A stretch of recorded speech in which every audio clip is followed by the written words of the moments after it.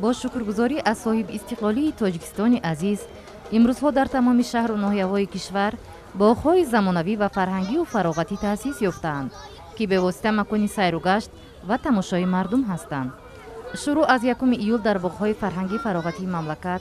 شهر دوشنبه نمایش فروش محصولات کشاورزی، هنرهای مردمی، طعام‌های ملی و برنامه‌های فرهنگی و فراغتی شهر و ناحیه‌های جمهوری برگزار گردیده ایستاده است. روز 16 ایولی سال روان، کاروان هیئت نمایندگان شهر اسفره برگزاری نمایش فروش محصولات کشاورزی، هنرهای مردمی و برنامه‌های ادبی فرهنگی خود را در باغ ایرم منظور ساکنان و مهمانان پایتخت گردانیدند. امروز من همچون زن مادر تاجیک با سر بلند و غرور تاجیکانه گفته میتوانم که به این دور و دوران شکرانه باید کرد و ما امروز زیر سیاست اساسگذار صلح و وحدت ملی پیشوای ملت پرزیدنت جمهوری تاجیکستان محترم اموال الرحمن در شاهراه استقلالیت استوارانه قدم میزنیم و این قدم های ما روز از روز بردمتر می شود، قوی تر می شود. برگزاری نمایش ها، چاره‌بینی ها و برنامه های فرهنگی بار دیگر شهادت از آن می دهد که واقعا امروز تاجیکستان گلگل شکوفا تنج و آرام و سیر و پر است. امروز در شهر دوشنبه در باغ فراغتی استراحتی تمام نمایندگان شهر اسفره در فروش محصولات های کشاورزی، هنرهای مردمی، طعام‌های ملی، برنامه‌های فرهنگی و ادبی شهر اسفره را در شهر دوشنبه گذرانده ایستادند اشتراک دارند. امروز با یک روحیه بلند تمام کشاورزان آن محصولات هایی که به حالت امروزه آماده گشتند در یارمارک نمایش فروش محصولات کشاورزی پیشنهاد نموده با نرخ‌های نسبتاً ارزان دسترسی مردم گرداندند. امروز با شکرگزاری از آن هستیم که در فضای صلح و ثبات که با تلاش و زحمت‌های پیشوای معظم ملت به دست آمده است در این یک باغ زیبای پایتخت کشور ایران قرار داریم. چاره‌بینی مذکور محض با دستور و سپارش‌های بی‌واسطه پیشوای معظم ملت تشکیل کرده شده ایستاده است که این هم باز هم مستحکم نمودن وحدت و یگانگی سرجمعی مردمی سربلند تاجیکستانی صاحب استقلال میباشد. شکرانه استقلالیت، شکرانه وحدت ملی، شکرانه پیشوای معظم ملت میکنیم که امروز هر تاثیر تاجیکستان عزیز آباد و زیبا گشت ایستاده است.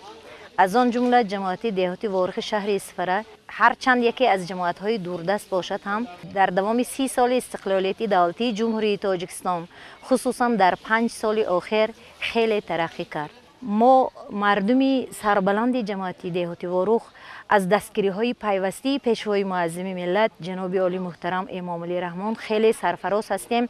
و برای پیاده ساختن سیاست خردمندانه پیشوای معظم ملت کوشش به خرج می‌دهیم و همچون دیگر شهروندان جمهوری صاحب استقلالی تاجیکستان بهر سزاوار جشن گرفتن 35 سالگی استقلالیت دولتی جمهوری تاجیکستان کمری همت می‌بندیم.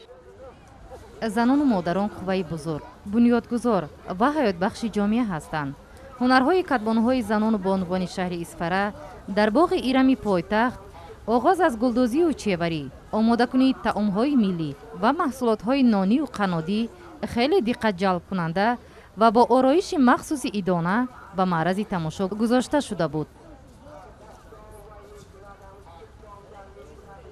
در چاره‌بینی امروزه زنان و بانوان شهر دهات اسفره تشریف آوردند و همچنین نمایشی دسترنج زنان و بانوان شهر اسفره و معرض تماشابینان گذاشته شده است. از جمله نان‌های گوناگون مادران و بانوان شهر اسفره، شیرینی‌ها، کلچه‌قندها، همه آن فرهنگ و دستاوردهای شهر اسفره نیز در چاره‌بینی امروزه به نمایش گذاشته شده است. زنان و دختران شهر اسفره خیلی هم مهنت دوست هستند و در خیلی که پیشوای معظم ملت قید نمودند قریب که 2 سالانه محصولات خوراکی خود را ذخیره میکنند از جمله خشک میوه ها، محصولات کشاورزی و نانقاق‌ها برای در زمستان آماده کردن همیشه کوشش به خرج میدهند. بگذار در تاجیکستان صاحب استقلال عزیزمان همیشه صلح و ثبات پایدار باشد و مردم سربلند عزیزمان در زیر این فضای تنج آرام همیشه سربلندانه عمر به سر برند. امروز طبق نقشه چاره‌بینی های مقامات اجرایی حاکمیت دولتی شهر اسفره در پایتخت در باغ ایرم نمایش هنرهای مردمی، محصولات خوراکه برگزار گردیده ایستاده است.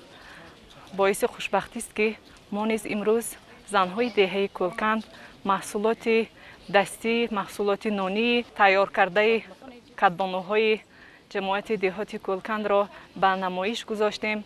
از قبیل نان، قلمه، فطیر، سمبوسه ورقین، چکچک، برساق، همه نمودی محصولاتی که از آرد آماده کرده شده است کدبانوهای جماعت دهاتی کلکند به نمایش برآوردند. در این نمایش ما کارهای دستی از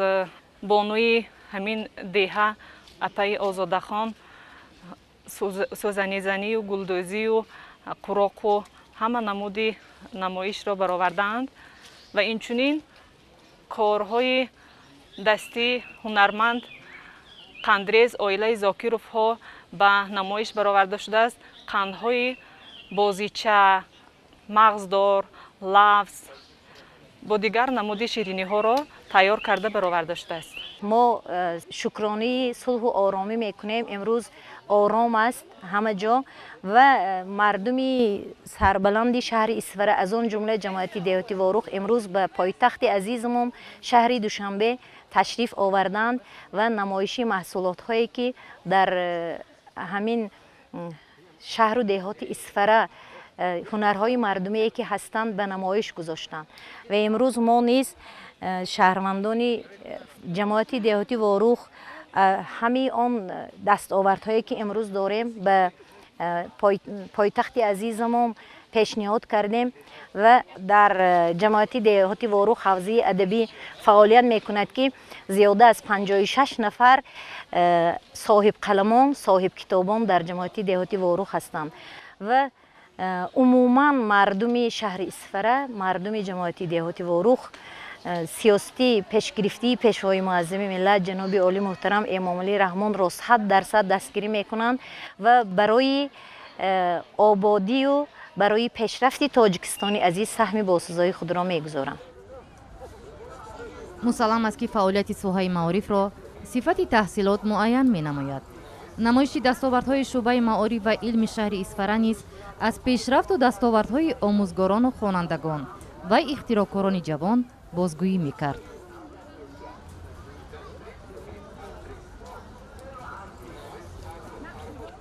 ریاست معارف شهر اسفره در سال سپری گردیده به یک قطار دستاوردهای نظررس نائل گردید که خوانندگان مؤسسه‌های تعلیمی که زیاده از 45458 نفر میباشند و گرفتن 145 نفر جایهای افتخاری در المپیادهای فنی سطح جمهوری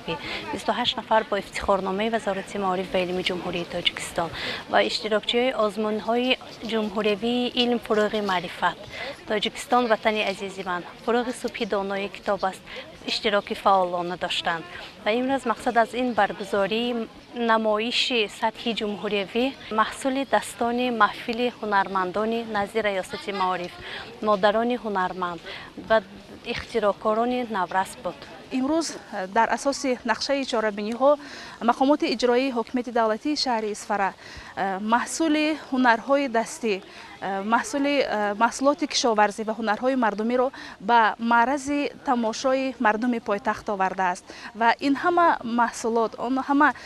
آرایش دسترخوان ها، آن همه خوراک های ملی و محصولات های کشاورزی که مردم سربلند شهر اسفره آوردند با سر بلند با محبت تام به مردم پایتخت پیشکش میکنند و من باوری کامل دارم که این همه آبادی، این همه آزادی، این همه گل شکوفی که در تاجیکستان عزیز ما هست برای باز هم خوبتر و بهتر زحمت کشیدن مردم یک زمینه مساعد فراهم می آورد. البته که در شهر اسفره یکی از سمت‌های رشد یافته، پیشرفته، افزایش نموده ایستاده این سمت باغپروری می باشد. اینچنین سمت‌های چارواداری و رستنی پروری نیز در مد اول میستند برای که در شهر اسفره به غیر ساحه باغپروری ساحه تخمچگی بسیار خوب براه مانده شده است که ما امروز تمام نمود تخمی‌های خوش صفت زراعت‌های کشاورزی را که صفت اعلی دارند پیشنهاد نمودیم در نمایش امروزه و آینده برای تامین نمودن خواجگی‌های دهقانی تمام جمهوری البته که سهم خود را کشاورزان تخمی پروری چارکو و ذات پروری نوگلیم شهر اسفره گذاشته ایستادند و میگذارند.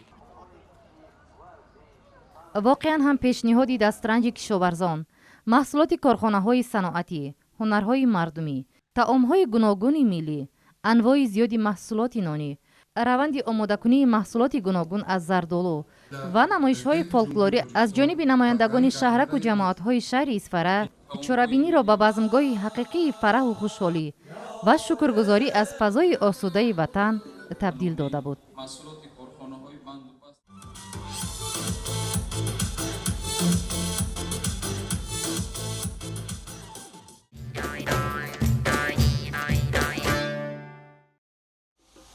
خودی همان روز یعنی سنه 16 ایولی سال روان مردمی سربلند ناحیه باباجان غفورов با شکرگزاری از فضای صلح و ثبات و آسایش و آرامی کاروان نمایش فروش محصولات کشاورزی، هنرهای مردمی، طعامهای ملی و برنامه‌های ادبی فرهنگی خویش را با هیئت نمایندگانشان در باغ فرهنگی فراغتی کولی جوانان برگزار نمودند. در باغ فرهنگی فراغتی کل جوانان شهر دوشنبه نمایش فروش محصولات کشاورزی برای مانده شده با نرخ‌های دسترس پیشکشی ساکنان شهر دوشنبه نموده ایستادیم که نرخ‌های محصولات نسبت نرخ‌های بازاری از 40 تا 45% ارزان میباشد. امروز مردم شرفمند ناحیه باباجان غفورов به شهر دوشنبه با نمایش محصولات کشاورزی، طعام‌های ملی، هنرهای مردمی و برنامه ادبی و فرهنگی آمده‌اند و امروز شکر استقلال کشور می‌نماییم، شکر آبادی و آسایشتگی، شکر وطن محبوبمان، چون که در همه سمت‌های سیاسی و داخلی وطن عزیزمان کامیابی‌های زیاد به چشم می‌رسد. دیدن منظره‌های دلپذیر در باغ‌های پایتخت فضای همدلی و همبستگی را به میان می‌آورد. در باغ فرهنگی فراغتی کولی جوانان گوشه‌های نمایشگاهی پالزی، غله‌دانگی، هنرهای مردمی، محصولات نانی و قنادی و دیگر نماد محصولات کشاورزی مردمی ناحیه باباجان غفورov با تصویرهای زیبا پیشنهاد کرده شده بود. امروز ما به مردم پایتخت عزیزمان از دستاوردهای ناحیه باباجان غفورov اینجا محصولات‌های زیادی را آورده ایم و همزمان باعث خرسندی و خوشنودی است که محض با سیاست پیشگرفته پیشوای معظم ملت توجه به هنرهای مردمی و دیگر هنرها زیاد شده است و ما امروز این دستاوردها یعنی هنرهای مردمی ناحیه را نیز به معرض تماشابینان پایتخت آورده ایم. امروز بانوان زنان ما بهترین هنرهای مردمی از قبیل کشیده دوزی، زردوزی، چکن دوزی، گلیم بافی،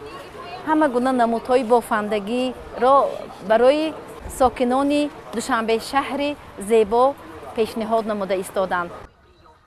واقعا هم صنعت و هنرهای مردمی بازگو کننده سطح فرهنگ ملی است. بدین سبب در جشن و مراسم و آزمون و نمایش‌ها هنرهای دستی و میراثی بیشتر به معرض تماشا گذاشته می شود.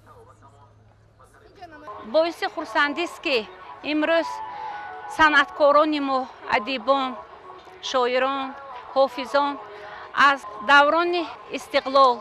از باب آسایشتگی و آرامی، از باب این زیبایی های وطن عزیزمان شعرها می نویسند و حافظان ما با یک حسیات بلندی وطن پرستانه و زیبایی پرستانه آن را می سرایند. فرهنگ که یکی از عامل‌های تربیت معنوی و اخلاقی جامعه به شمار می رود، هنرمندان ناحیه باباجان غفورov و هنرمندان شهر اسفره در قسمت برنامه فرهنگی خویش با اشتراک بهترین سرایندگان و نوازندگان هنر والای خویش را پیشنهاد ساکنان و مهمانان پایتخت گردانیدند.